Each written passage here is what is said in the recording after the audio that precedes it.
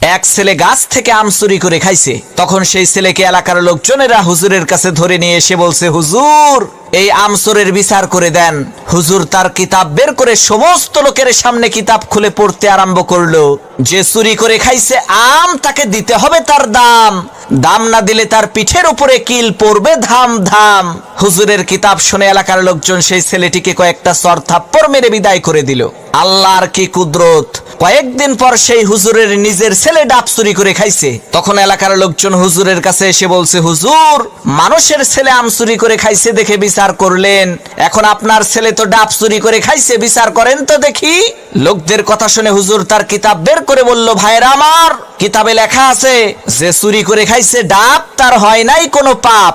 তখন এলাকার লোকজন বলল, হুজুর বুঝলাম ডাব খাইলে পাপ নাই, কিন্তু আপনার ছেলে তো একেবারে পাকা জোনা খাইছে। হুজুর তখন কিতাব থেকে পড়লো, যে খাইলো জোনা তার নাই কোনো গুনাহ।